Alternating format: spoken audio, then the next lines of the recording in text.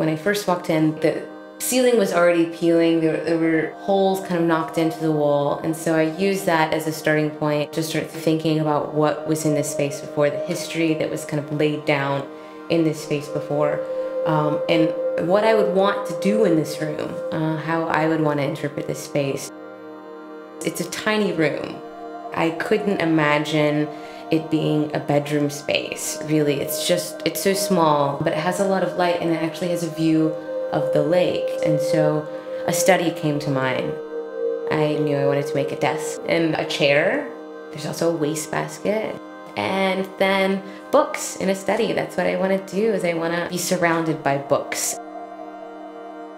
There's also a couple of picture cutouts too, so you can kind of imagine what those paintings or prints or pieces that would have been on the walls. I've made silhouettes of the furniture pieces and then literally just dusted the entire space, spraying sealant and dust to really kind of make a frozen room of dust and absence. This is a space that would typically be utilized for everyday life, but it's now kind of left in this state of disrepair.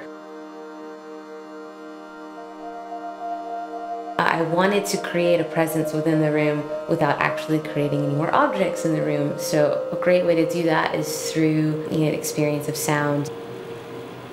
I have fans that are kind of like breathing into the room, so it essentially creates a presence and a literal kind of chill within the space. It became a lot about footsteps and movement. I just really wanted to capture movement within the space.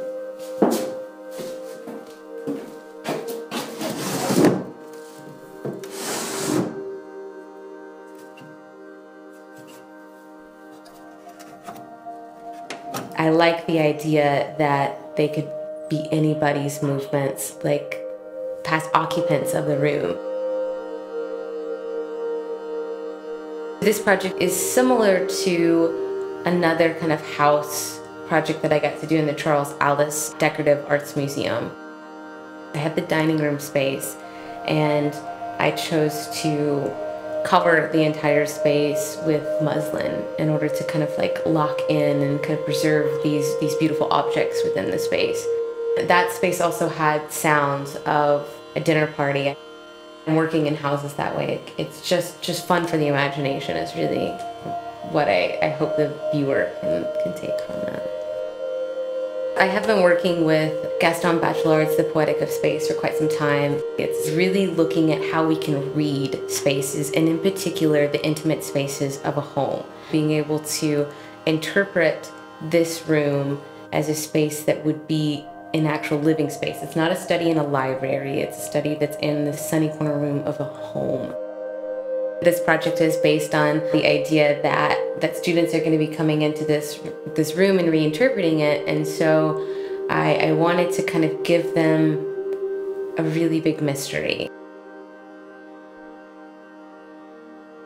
Students get to have those light bulb moments where they understand how art is a part of their everyday life where they've not noticed it before.